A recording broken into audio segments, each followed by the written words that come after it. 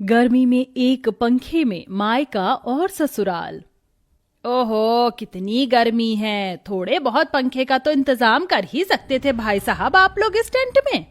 बहन जी, बस हाथ थोड़ा टाइट था, इस वजह से नहीं कर पाया, मुझे माफ कर देना। बहुत ही मुश्किलों से हमने अपनी बेटी की शादी की है। आप समझ ही सकती हैं कि हम कितने गरीब हैं। अरे गरीब इतना भी गरीब नहीं होता जितना आप दिख रहे हो। खैर अब क्या ही कह सकती हूँ। चल विकास, बहू को गाड़ी में बिठा ले। दुर्गा के इतना बोलते ही शिवन्या फूट फूट कर रोने लगती है और अपनी माँ और पिता को गले से लगा लेती है। माँ, पिताजी, मुझे आपकी बहुत याद आएगी। जिस आंगन में पली बड़ी, आज उस आंगन को छोड़कर जा रही हूँ। अरे पगली, हर बेटी को अपने ससुराल तो जाना ही होता है। ये सब देखकर दुर्गा अपने आप से कहती है, ओहो, इनका ड्रामा अभी खत्म नहीं होने वाला। मैं तो एसी वाली कार में ही बैठ जाती हूँ। दुर्गा एसी वाली कार में बैठ जाती है जो विकास के दोस्त की थी। अरे अमित, कार का एसी तो चलाना, बहुत गर्मी लग रही है। अमित कार का एसी चला देता है। कुछ ही देर में शिवन्या अपने पति के साथ कार में बैठ जाती है और अपने ससुराल पहुंच जाती है, जहां उसकी ननद उसका गृह प्रवेश करती है। आ जाओ भाभी, इस घर में आपका स्वागत है। पूर्वी गृह प्रवेश करके शिवन्या को घर के अंदर लेकर आती है। अरे चलो हटो हटो, मुझे थोड़ी देर कूलर की हवा खाने दो। अरे भाग्यवान, क्या दिक्कत है? जब भी मैं कूलर के आगे बैठता हूँ तो तुम्हें कुछ ज्यादा ही गर्मी लगती है और मुझे कूलर के सामने से हटा देती हो। अच्छा, तुम तो बस कहो ही मत। कुछ सारी हवा आपको ही चाहिए। हम तो जैसे पागल हैं इस घर के अंदर। अब तुमसे भला कौन ही जीत सकता है। खाओ, तुम ही हवा खाओ कूलर की। घर में एक कूलर के साथ एक ही पंखा था और सब एक ही कमरे में सोते थे। रात को सब कूलर के आगे लेट जाते हैं और सबसे आखिरी में बेचारी शिवन्या सोती है। अरे ये क्या, बहुत गर्मी लग रही है, लेकिन अब कर भी क्या सकती हूँ। शिवन्या जैसे तैसे करके सो जाती है। अगले दिन जब सवेरा होता है तो शिवन्या को ही घर के सारे काम और जिम्मेदारी उठानी पड़ती है। शिवन्या धूप में बाहर आंगन में बर्तन धोकर घर के अंदर आती है। उसे बहुत पसीने आते हैं। वो जैसे ही कूलर के सामने बैठती है, वाह, देखो तो सही, महारानी कूलर की हवा खा रही है। अरे तू अपने ससुराल से लेकर आई थी क्या इस कूलर को? माँ जी, बहुत पसीने आ रहे थे इसलिए थोड़ी देर यहाँ बैठ गई।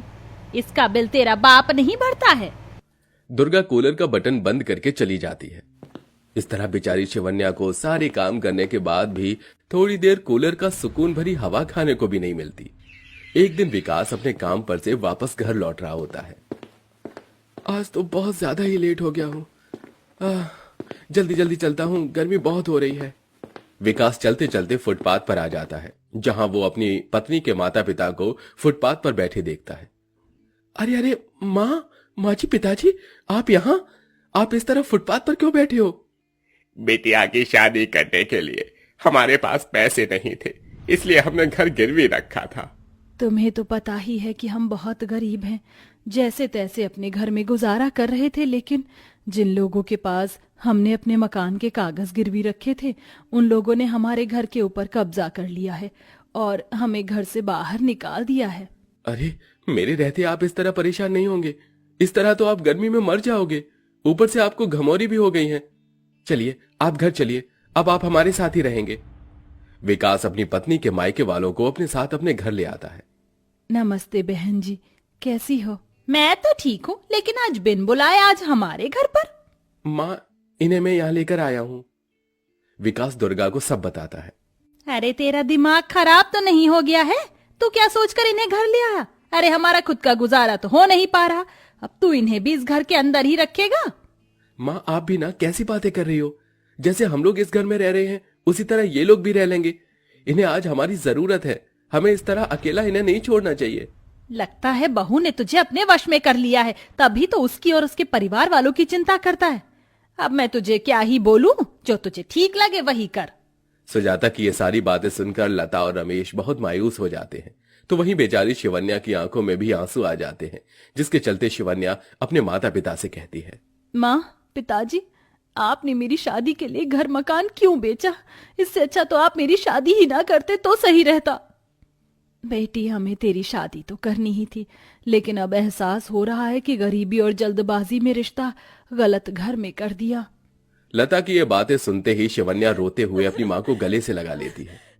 अब एक ही घर के अंदर ससुराल और मायके वाले जैसे तैसे करके अपना गुजारा कर ही रहे थे कि अचानक से कूलर खराब हो जाता है, जिससे घर में और भी ज्यादा गर्मी हो जाती है। हे भगवान, ये क्या, जब से इस घर के अंदर हमारी नई बहू आई है कोई ना कोई काम खराब हो ही जाता है। आज देखो ना, हमारा कूलर भी खराब हो गया। अब इस गर्मी में हम लोग कैसे गुजारा करेंगे? मुझे तो लगता है बहू के पैर ठीक नहीं हैं। कहीं हमारी बहू अपशगुनी तो नहीं है? दुर्गा के मुंह से ये बातें जब शिवन्या और उसके माता पिता सुनते हैं तो उन्हें बहुत बुरा लगता है। रात भर अब बहू के मायके और ससुराल वालों को एक पंखे के नीचे ही सोना पड़ता है। किसी को भी पंखे की हवा सही से नहीं लगती और सब पूरी रात परेशान हो जाते हैं। ये देखकर अगले ही दिन शिवन्या काम करने के बारे में सोचती है। इस तरह मेरे पति अकेले घर का खर्च कब तक उठाएंगे? मुझे अपने पति की मदद करनी चाहिए। अगर मैं भी कमाऊंगी तो उन्हें थोड़ा सा साथ मिल जाएगा। काश कि मैंने तेरी शादी कोई अच्छे घर में की होती। कम से कम ये दिन तो तुझे देखने नहीं पड़ते। ये सब हमारी ही गलती है बेटा। इस तरह शिवन्या सुबह आंगनवाड़ी में बच्चों को पढ़ाने का काम पकड़ लेती है और शाम को एक अमीर घर में खाना बनाने का काम पकड़ लेती है, लेकिन इसके बारे में वो किसी को नहीं बताती। एक दिन शिवन्या की माँ लता ही उससे पूछ लेती है, तुम रोजाना सुबह शाम गायब रहती हो, कहाँ चली जाती हो? वैसे तुम्हें सब कुछ जानती हूँ, लेकिन मैं तुम्हारे मुंह से सुनना चाहती हूँ। एक माँ से उसका बच्चा क्या ही छुपा पाएगा? माँ, आपको पता चल गया है कि मैं काम करने लगी हूँ। हाँ बेटी, मैं जानती हूँ, लेकिन तू जानती है ना तेरी सास कैसी है। अगर उसे पता चला तो तुझे 100 बात सुनाएगी।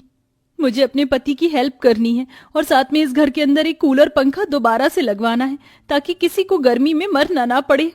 ऐसे ही शिवन्या बहुत ही स्ट्रगल करती है। उसे घर के सारे काम भी करने होते हैं और साथ में उसे छुप छुप कर नौकरी पर भी जाना पड़ता है। एक दिन दुर्गा शाम के वक्त लता और रमेश से कहती है, अरे बेटी के ससुराल में आने के बाद मुफ्त की रोटी तोड़ते हुए शर्म नहीं आती क्या तुम्हें? मुझे तो लगता है बिल्कुल ही बेशर्म हो। तभी वहां ऑफिस से शिवन्या वापस घर आती है और वो ये सब सुन लेती है। उसके हाथ में एक पंखा और एक कूलर होता है। देखो तो सही, क्या कहने, एक हाथ में पंखा है तो एक हाथ में कूलर। किसका है ये सब मेरा है माँ जी, मैं लेकर आई हूँ। आज मुझे मेरी पहली तनख्वाह मिली है, बस इसी की खुशी में। शिवन्या कूलर और पंखा अपने कमरे में लगा देती है, जिसके बाद उसका कमरा बहुत ठंडा हो जाता है। अब से शिवन्या अपने माता पिता को अपने कमरे में ही सुलाती है। उनका ये प्यार देखकर दुर्गा को कहीं न कहीं अपनी गलती का भी एहसास होने लगता है। मैंने जो अपनी बहू के साथ किया वो बिल्कुल भी ठीक नहीं है। मैंने उसे बहुत सताया और उसके साथ साथ उसके मायके वालों को भी। बेचारी मेरी बहू इतनी मेहनत करके एक पंखा और कूलर लेकर आई है आज।